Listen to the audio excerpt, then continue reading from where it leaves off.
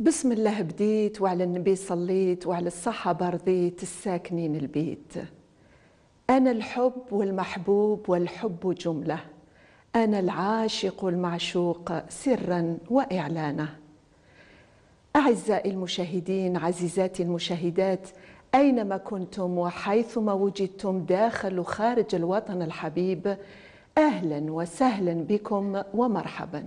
كما جرت العادة نرحب بضيفكم وضيفنا، ضيف الوجه الآخر اليوم، الكاتب المؤرخ الأمريكي جون ويليام كايزر. جون ويليام كايزر, bienvenue en Algérie. Merci, je suis très content d'être ici.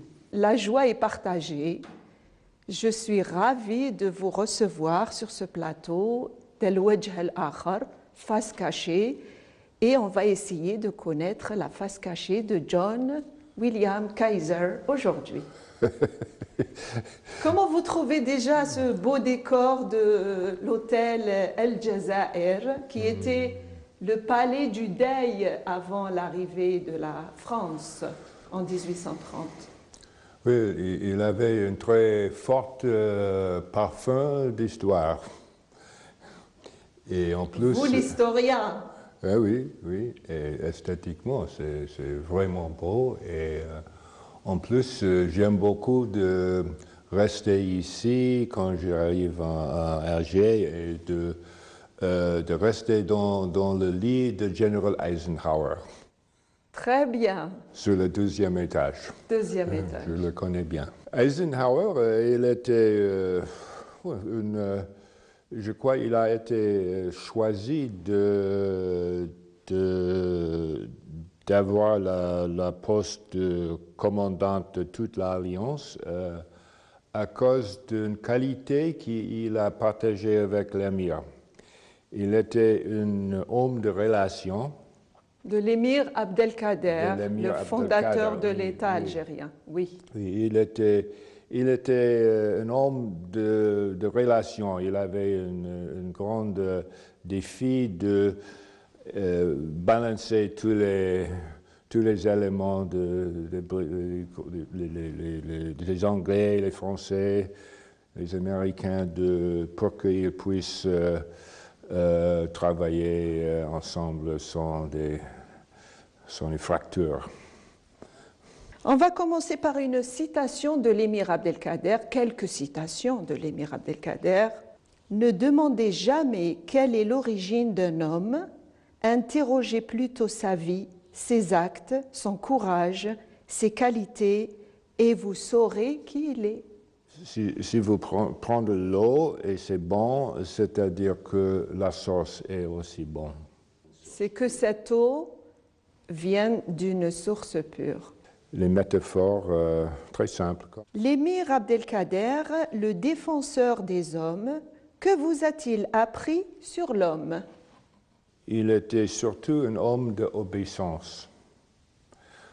D'abord, obéissance à son père et à son maître. Oui. Et presque tout ce qu'il a fait, je crois, est compréhensible à travers sa foi, qu'il voulait toujours suivre la bonne voie. La bonne voie, c'était son compas, dans la guerre, dans la paix.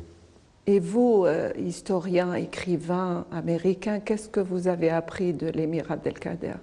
Il y a 20 ans, j'ai commencé à écrire un livre sur les moines et leur destin en Algérie dans l'année noire. Dans les années noires, l'Ashriya Saouda. Oui. Et leur monastère restait au pied d'un rocher, s'appelle Rocher Abdelkader. Et un jour, j'ai demandé qui était Abdelkader. Qui était Abdelkader? Oui, et on m'explique. C'est intéressant, j'ai jamais entendu de lui. Et peut-être ça peut être une bonne aventure d'écrire quelque chose sur lui. j'aime beaucoup l'idée de récupérer un morceau d'une histoire perdue aux États-Unis et même en autre partie de la monde et d'apprendre, peut-être le plus important, c'est d'apprendre quelque chose sur l'islam à travers la vie d'un bon musulman. Aujourd'hui, malheureusement, avec toute cette diabolisation de l'islam et une image qui n'est pas celle de l'islam, qui est, le mot islam vient de salam, et qui veut dire la paix qui est l'un des noms divins, qui s'enracinent en nous grâce à la gnose et la connaissance et à l'amour universel. Comment pourriez-vous convaincre le monde aujourd'hui des valeurs, par exemple, de l'émir Abdelkader, le héros musulman, qui portait ces valeurs de l'islam? Certainement, je ne peux le faire seul. On travaille tous dans ce sens. Pour les Américains, il est particulièrement proche à nous à cause du fait qu'on avait en fait une ville en Amérique qui était nommée après l'émir, mi-19e siècle, Oui. en Iowa. La ville qui porte le nom de Abdelkader. Oui, ça s'appelle El Kader.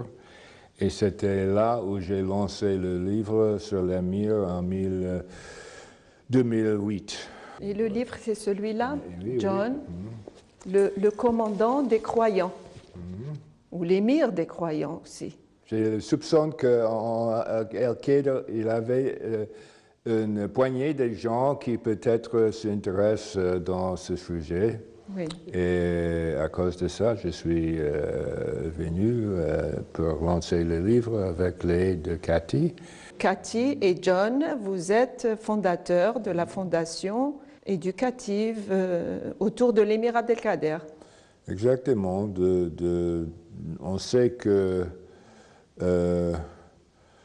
un goût dans la piscine fait rien. Il faut travailler pour faire connaître sa vie et foi tellement déformée par une certaine minorité. Le vrai visage de la foi. Et moi, je suis venue à Al-Qaïda. J'ai été très heureuse de rencontrer et d'échanger avec les étudiants, les jeunes américains. Ils connaissaient presque tout de l'émir Abdelkader. C'est à cause du fait que mon livre c'est bien écrit. Oui, c'est très bien écrit. Vous avez fait vraiment... Oui, on peut le lire facilement. C'est pas trop académique, c'est pour le grand public. Vous avez fait, en tout cas, fait passer le message. Oui, je voulais que les gens le lisent. Non, c'est un livre qui reste un livre d'histoire très précieux. Et qu'est-ce que vous avez apporté de plus à l'émir Abdelkader dans ce livre, le commandant des croyants? Avant de répondre à cette question, je veux revenir à votre remarque avant par rapport des élèves. Très bien. Ce qui vraiment chauffe mon cœur et le cœur de Cathy, et c'est de voir et d'entendre les élèves après ils ont lu le livre et après ils ont gagné leur prix pour avoir été choisis pour winner. Parce qu'il y a un concours, John.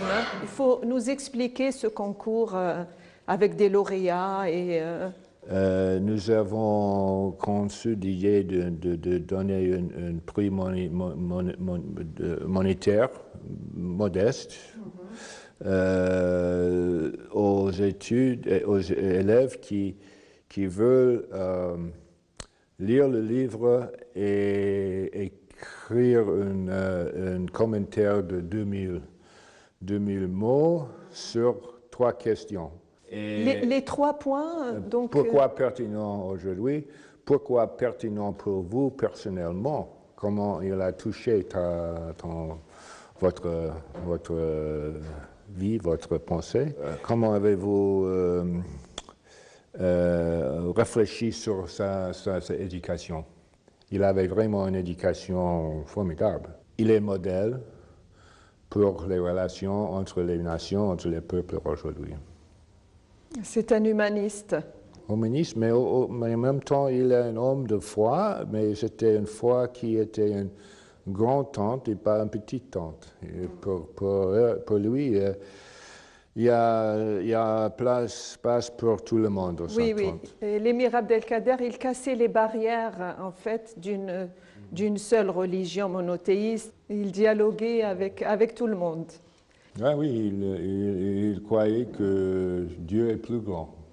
Et John Kaiser, l'écrivain, historien et journaliste aussi d'investigation, qu'est-ce que vous avez apporté à l'émir Abdelkader? Il n'est pas tombé dans la haine, la vengeance. Il a resté équilibré même en face des très mauvais événements. Oui, oui. Des épreuves, en face des épreuves. Et il était toujours poli. Oui, très poli. Il avait une capacité pour maîtriser ses émotions. Je crois, d'abord, j'ai apporté une perspective américaine. Bon, je crois j'arrive plus neutre dans mon esprit. Oui. Mais le fait qu'il avait une empreinte dans la carte de l'Amérique. Oui. C'est fait à travers la presse britannique.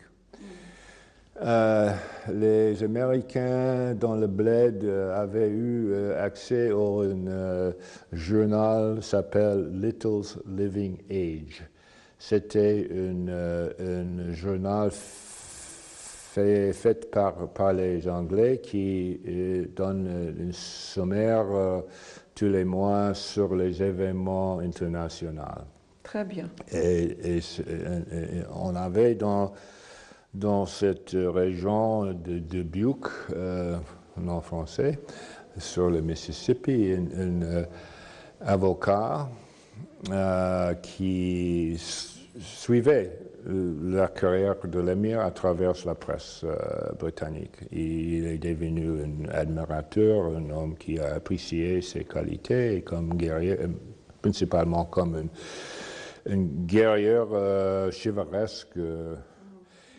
Et il, avec ses compagnons, ont cherché un terrain pour faire un village. J'ai apporté la voix de Tocqueville, qui était une critique. Enfin, il a critiqué beaucoup la manière dont les Français sont agi dans l'Algérie. J'avais montré son esprit en conjonction avec la vie militaire, la vie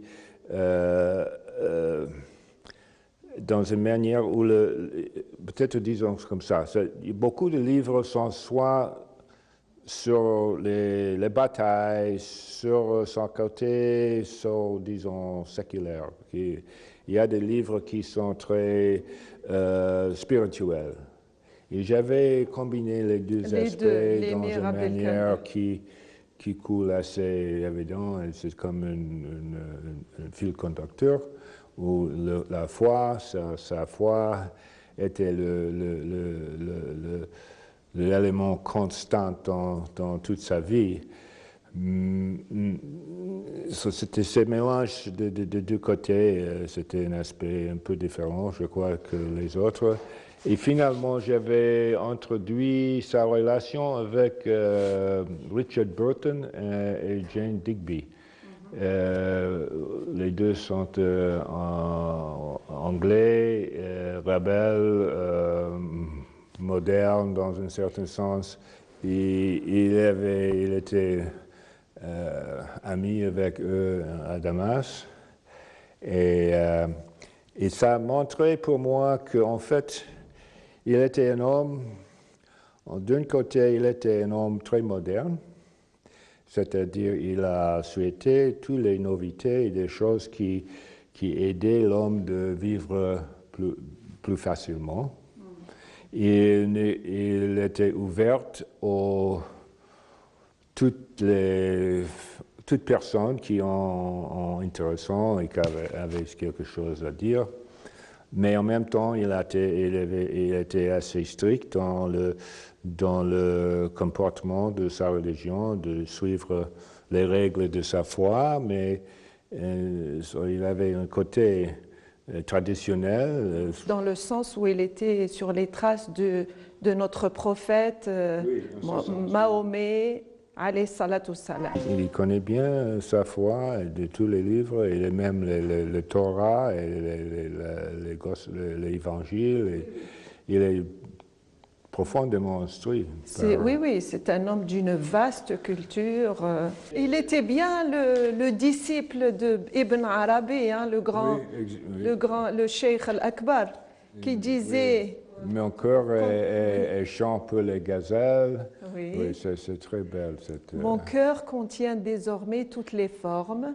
Il est pâturage pour les gazelles, monastère pour les moines, demeure pour les idoles, Kaaba aux pèlerins, tablette de la Torah, exemplaire du Coran. Ma religion est l'amour là où ses montures le mènent. L'amour est ma religion et ma foi. Excellent, exactement. J'aime beaucoup, c'est dans le livre. Malheureusement, je n'ai pas, mémorisé comme toi, mais en fait, oui. Et donc, John Kaiser, des siècles après, il dit ceci: « Je suis à la fois l'amour, l'amant et l'aimé. Je suis l'amoureux aimé secrètement au grand jour. Je dis moi, M majuscule, bien sûr, hein. Le moi de l'émir s'efface. Je dis moi, mais se peut-il qu'il y ait là un autre que moi? Je ne cesse d'être en moi éperdu et désemparé. En moi sont les attentes de l'humanité. Toute l'humanité est dedans. Et à la fin, il dit, en vérité, en nous, gît le signe et la preuve. Et c'était une chose que j'ai apportée de ce recherche, c'était d'apprendre sur Ibn Arabi. Oui. Oui. Et pour comprendre l'Amir, on ne peut pas le comprendre sans Ibn Arabi. Sans étudier Ibn Arabi. Et John, nous avons aussi un grand, le Saint-Augustin, algérien. Saint-Augustin qui est de confession catholique, l'émir Abdelkader qui est de confession musulmane. Ils sont nés sur la même terre, ils ont marché sur la même terre, ils ont respiré le même air, tous les deux porteurs d'un message de paix et d'amour universel. L'émir Abdelkader dit « Je suis à la fois l'amour, l'amant et l'aimé, je suis l'amoureux aimé secrètement au grand jour. » Et Saint-Augustin, il dit ceci: « La mesure de l'amour, c'est d'aimer sans mesure. » La mesure de l'amour, c'est... La mesure de l'amour, c'est d'aimer sans mesure. Ah, oui, c'est bon. Qu'est-ce que vous avez trouvé chez l'un et chez l'autre? Et tous les deux, ils sont mondialement connus. C'est vrai qu'Augustine, il était connu comme le Doctor of Love, comme Ibn Arabi. L'amour était la qualité essentielle de Dieu. Il parle aussi de l'amour universel. Il était au fond tolérant et ouvert d'autres voies. Mais ce que j'aime... le respect de l'autre, tout simplement. Dans sa différence et dans sa... C'est l'essentiel. C'est l'essentiel. La mesure dont on montre un respect aux autres. Oui. Sans respect, vous n'avez pas l'amour. L'amour divin vertical et l'amour universel, horizontal. Ça sonne comme Bruno Etienne. Horizontal et vertical. L'amour horizontal, je crois on peut se concevoir comme l'amour fraternel avec toutes les créatures, toutes les créations de Dieu. Mais il n'y a qu'un maître, mais il y a plusieurs voies au lui. John, on peut prendre un petit intermède et... Non, oui, s'il vous plaît. أعزائي المشاهدين لا تبتعدوا فاصل ونواصل.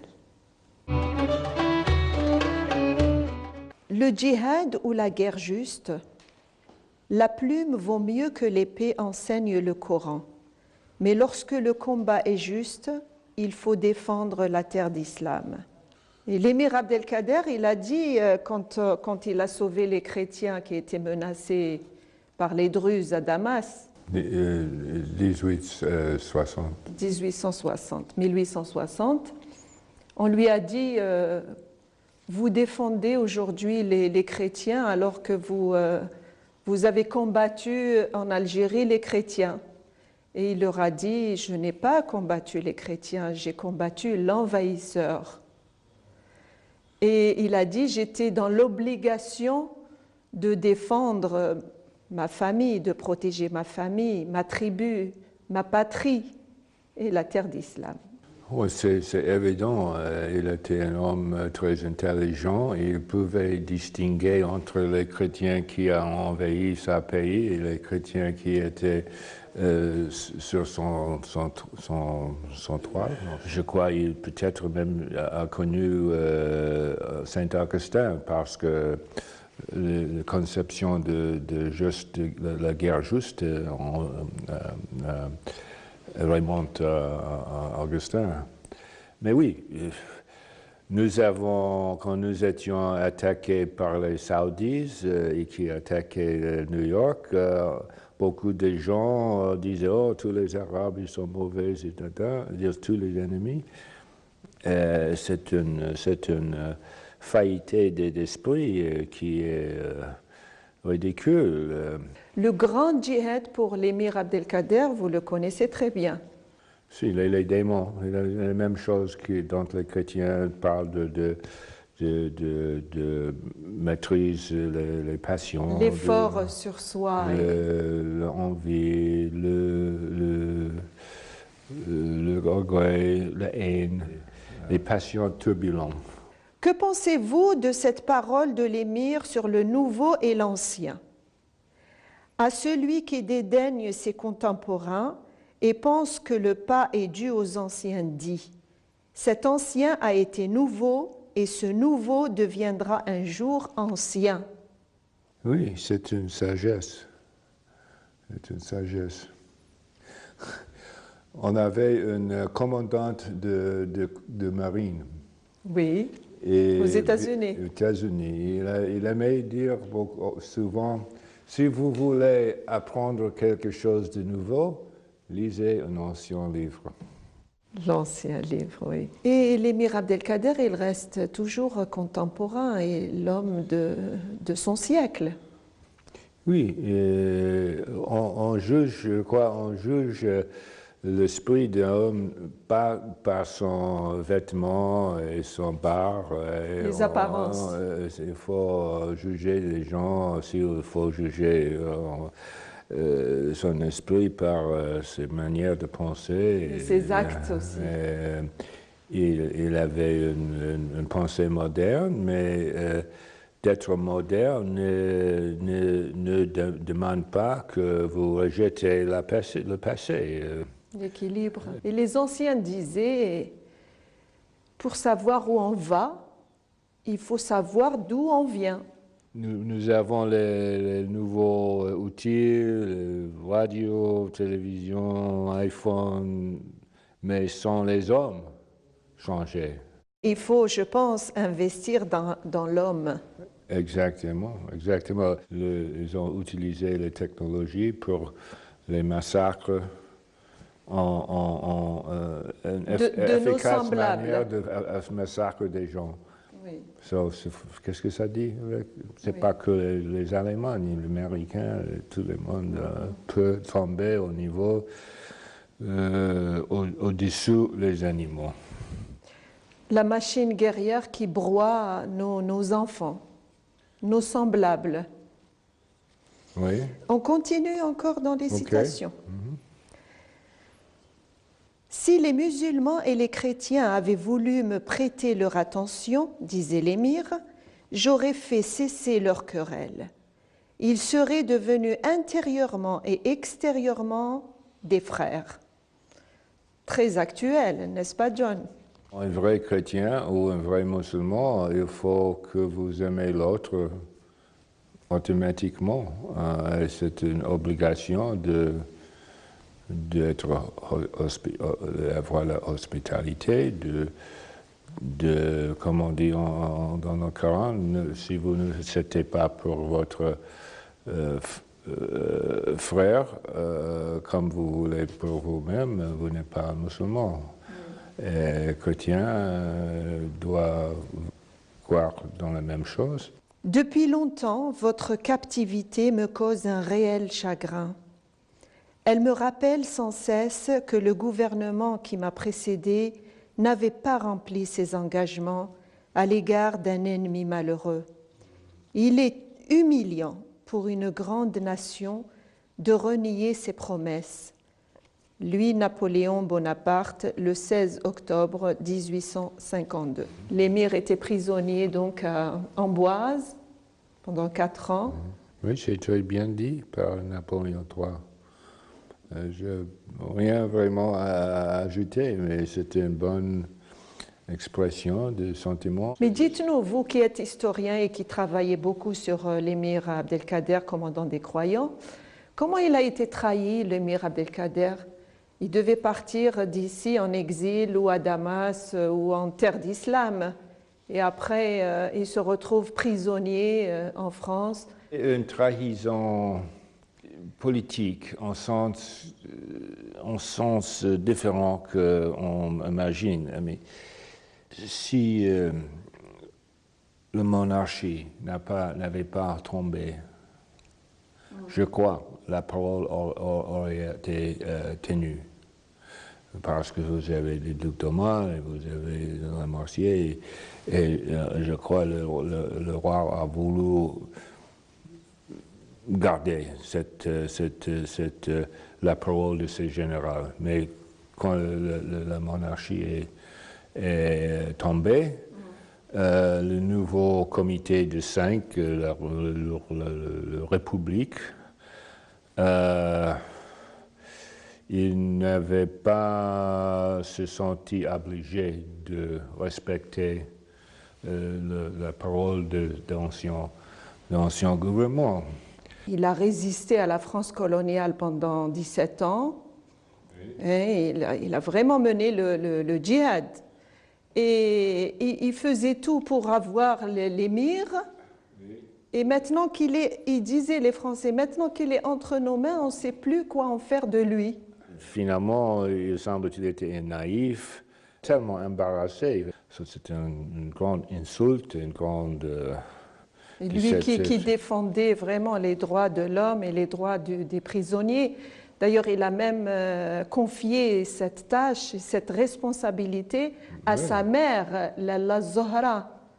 Oui, comme ça, et elle s'est très très bien occupée des prisonniers français. Le pire pour lui, c'était quand Lamortier est devenu ministre de la guerre. Mais Lamortier était maintenant dans une position différente. Il était ministre, c'était plus une position très politisée et il n'avait pas relâché l'émir parce qu'il y avait des forces, des politiques, des choses qui empêchent cette action. L'émir a écrit une lettre au Lamortier où il disait, il a vraiment maudit Lamortier. Il disait, oh, why don't you send me back and I'll keep fighting. Il disait qu'il m'a dit, il demande que sa femme, même sa femme le maudit.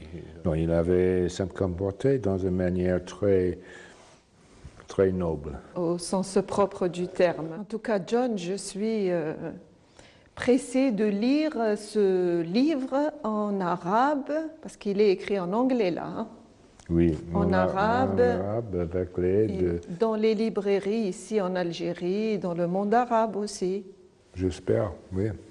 Bientôt, Inch'Allah. Bientôt, oui, merci. Inch'Allah. Parlez-nous de John, l'enfant. Comment était John, enfant? L'enfant terrible. Terrible. Un enfant terrible. Votre lieu de naissance, vos parents. J'étais conçu en Californie pendant la Deuxième Guerre mondiale. Mon père était dans la marine, oui. Le pilote. 5 années dans le Pacifique. Oui. Tous les 6 mois, il peut revenir pour visiter la famille, les proches. Famille, c'était sa femme, qui est devenue ma mère. Très bien. C'est-à-dire, j'étais conçu. La conception. Le semence était planté en Californie, mais il est né à New York. D'accord. Et j'ai grandi à Chicago. Oh, c'est beau ce voyage. Hein? Vous qui êtes un grand voyageur, vous êtes né... Ça a commencé tout au début. Ah ben c'est très bien. C'est ce conçu, Californie, né à New York. New York et grandi jusqu'à 10 ans. J'ai subi un événement très douloureux. Ma mère a été tuée dans une catastrophe sur la autoroute à Chicago, de Chicago à Philadelphia. 10 ans. Hein? 10 ans. C'est jeune, oui. Et si vous aviez quelque chose à dire à votre maman, qu'est-ce que vous lui diriez à caméra? Ma maman? Oui. I hope I turned out okay, Mom. Oui. I miss you, Mom. You know, je réfléchis beaucoup comment j'aurais eu mon vie si elle aurait été vivante. Oui. Vous êtes célèbre. Oui, en tout cas... Elle vous manque, votre maman, aujourd'hui? Elle vous manque? Elle vous a manqué, c'est sûr. Elle vous manque encore aujourd'hui? Je crois pas ouvertement, non, mais je crois que ça a un certain effet résiduel. Ma première femme, quoique je ne peux jamais vraiment aimer une femme. Ça laisse des traces, hein? Des traces, certainement. La profondeur, exactement la manière, mais j'étais la chance que j'avais 2 grands-mères qui sont devenues mes mères et ils ont surplanté ma femme, ma mère avec leur présence, leur amour. Il était vraiment j'ai 2 mères. Un grand-mère était riche et l'autre pauvre. Pauvre sur le plan matériel, mais dans le sens de l'argent. Pas vraiment pauvre, mais riche.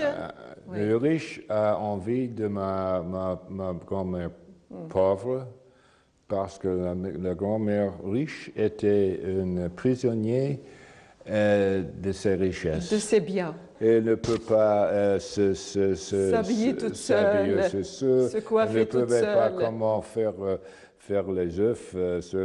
elle était totalement Oh là là. en invalide, Oui, oui. dans un certain sens. Elle était dépendante en fait. Dépendante Elle toujours. dépendait de ses... Et elle admirait ma grand-mère pauvre, Qui était pauvre, qui était libre. qui est libre, que self-sufficient, et qui... J'ai vu dans ma propre famille et dans mon environnement que la richesse, l'argent, c'est bon, mais c'est aucune garantie pour Heureux. Heureux, oui, heureux. C'est pas... L'argent peut aider, mais elle peut empêcher aussi. Mais John Kaiser est-il heureux? J'ai aucune raison de ne pas être heureux. Et c'est quoi le comble du bonheur pour vous? Plusieurs choses, je crois. L'amitié, d'avoir les amis, les liens, des personnes dans la vie qui donnent quelque chose, et de faire le bien. Et évidemment d'avoir un sentiment qui en fait quelque chose d'utile dans le monde. Qu'est-ce que vous aimez comme qualité chez l'homme? Le sens de l'humour. L'humour. L'humilité et l'humour, c'est pour moi deux caractéristiques de l'homme importantes. Et la qualité chez la femme? Vous grattez votre tête, hein? L'amour, c'est-à-dire quoi? Et comment avez-vous rencontré votre épouse, votre femme? Le premier et le deuxième. Ah, vous faites comme l'émir Abdelkader, là. Non, le vivre ensemble, c'est le plus difficile. C'est très important de commencer avec soi-même. Mais on parle du vivre ensemble et il faut aussi faire ensemble. John, la qualité chez l'historien, journaliste, investigateur comme vous. Qualité de contenu et qualité d'expression. Et une certaine honnêteté aussi, d'être honnête par rapport de savoir sur mes propres préjugés, stéréotypes, ce que j'apporte qui peut déformer. Idriss Jazari m'a aidé beaucoup. Il était toujours une forte critique de mon Idriss El-Jazairi. Jazari. Parce que de temps en temps, j'avais utilisé des phrases et des mots qui donnent un peu un sentiment de colonialisme, je ne sais pas, mais une certaine tonalité, je n'aimais pas.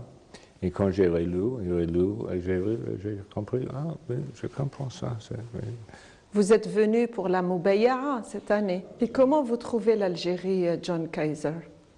Je sens qu'il est c'est un pays qui progresse. Je ne suis pas ici depuis 2 ans et je vois les autoroutes et les bâtiments et je crois un certain esprit, un sentiment que ça va mieux. Peut-être un mot pour la jeunesse algérienne qui vous regarde ce soir? Je recommande que vous lisez sur la vie de l'émir et que vous portez de sa vie, la connaissance de sa vie et les bonnes valeurs, De ses ses valeurs. Et d'apprécier le fait que l'Algérie a donné la naissance d'un très très grand homme. Eh bien, je vous remercie, John Kaiser, d'avoir accepté notre invitation. J'étais ravie d'échanger avec vous autour de l'émir Abdelkader, un des hommes algériens. Merci, et je suis très content et j'espère la prochaine fois mon français sera mieux. Il est déjà mieux par rapport à la dernière fois, je vous rassure. Merci encore une fois. Merci. Cathy Gans, how are you, my friend? I am fine, thank you. I am very happy. Welcome in Algeria. Welcome in this beautiful place.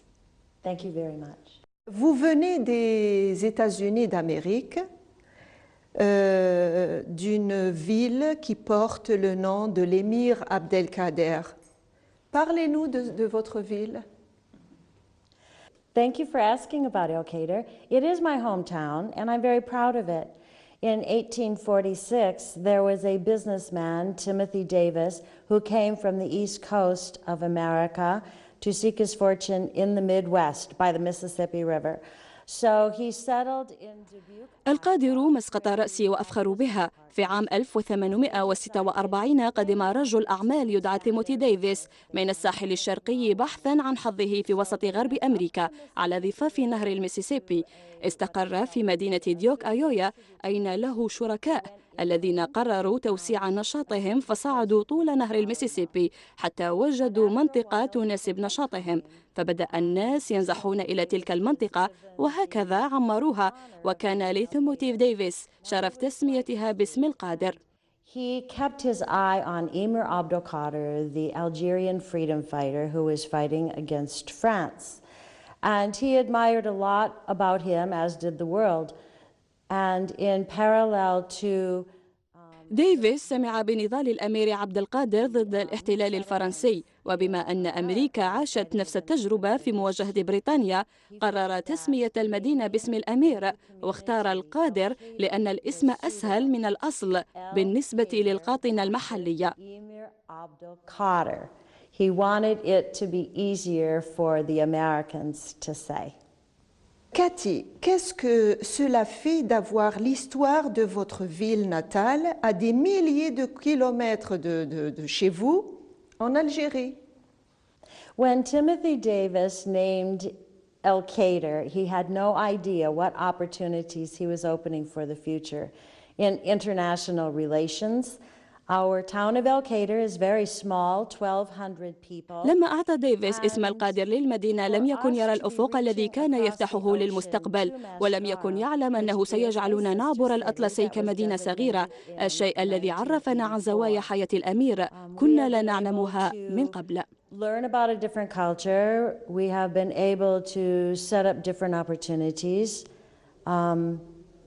John Kaiser wrote Commander of the Faithful, which brought El Kader to the fore in so many ways. And he brought to El Kader information about Emir Abdelkader that we did not know before. Vous êtes venue, Cathy, à Mascara pour célébrer le 184e anniversaire de la Moubaïa. Comment avez-vous trouvé Mascara et parlez-nous un petit peu de la Moubaïa? We were very honored to be invited to be guests of On the Footsteps of the Emir. We felt very special. نحن لنا الشرف بأننا دعينا بمناسبة الذكرى 184 للمبايعة، ونحن نحس أننا أعضاء من هذه الأسرة، حيث أنشأنا لجنة لنتحرك معا بمشروع عبد القادر التعليمي، وعلى خطى الأمير عبد القادر نود أن نضع معا أسس مشاريع تعليمية للتبادل بين ثقافتينا. إن الأمير في وقته قد استطاع أن يؤلف بين قلوب الناس، وأتمنى أننا نستثمر كل جهودنا ليعرفه كل الناس.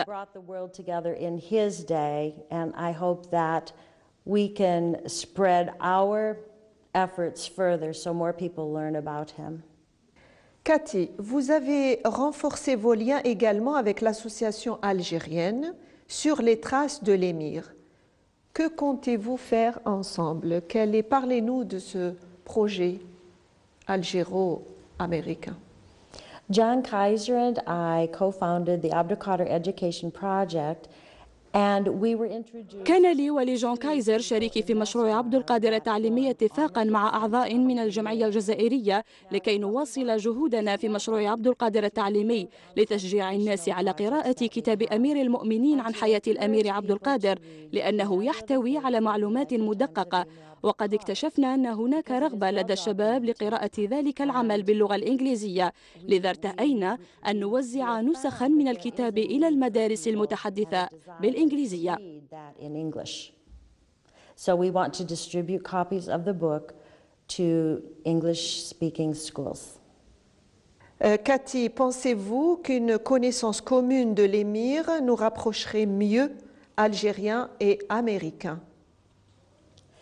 We do want to bring people closer together in their thoughts and try to understand each other. نرغب في تقريب الناس بعضهم البعض في تفكيرهم ومحاولة فهم أفضل لبعضهم البعض، هذا هو هدفنا. عبد القادر جمع بين الناس في وقته، ومن خلال معرفة الأمير اليوم قد يجتمع الناس من جديد. نريد أن نشجع مبادرات عفوية في هذا المجال لدى الشباب لأنهم مستقبلنا.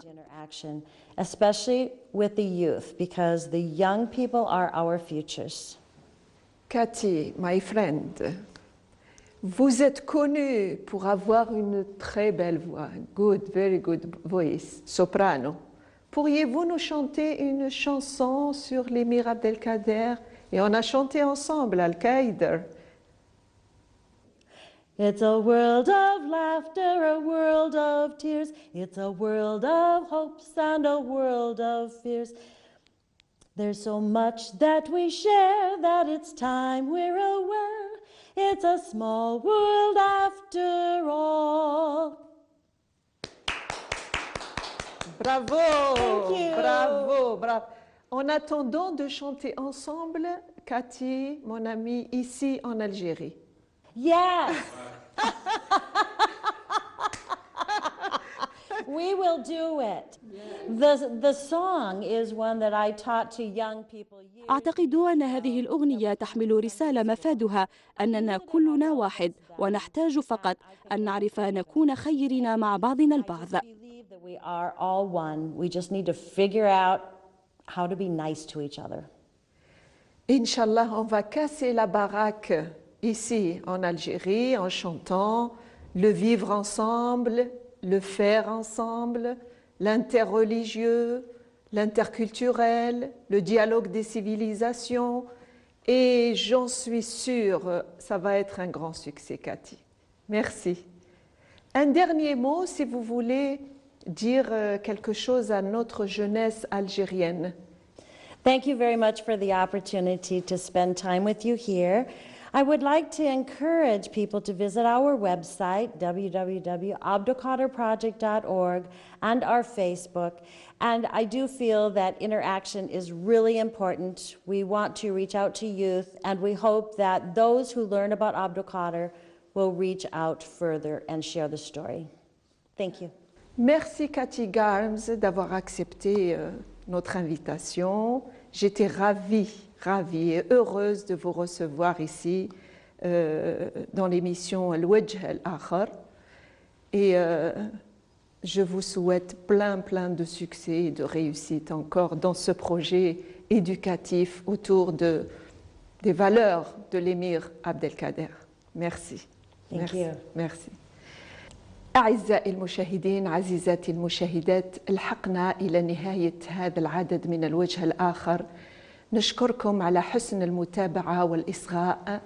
نشكر الفرقة التقنية اللي رافقتني اليوم، إسماعيل، مالك وعادل، وما ننساش فروجة اللي راهي أيضا قائمة بالوجه الآخر. نخليكم في أمن وأمان، في سلم وسلام، والسلام عليكم ورحمة الله تعالى وبركاته.